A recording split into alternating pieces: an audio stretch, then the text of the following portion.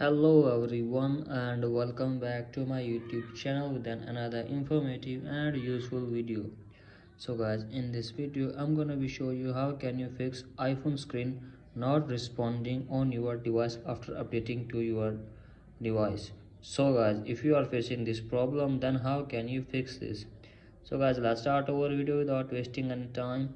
So guys, you have to just simply tap on here volume up button and volume down. Now after that, press the volume power off button until the Apple logo appear.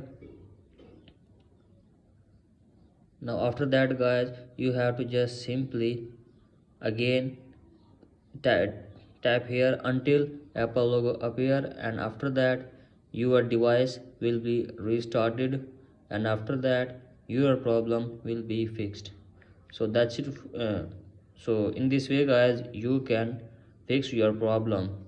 So that's it for today guys. Hope this video helps you. If you like the audio, please subscribe to my YouTube channel as well. Thank you.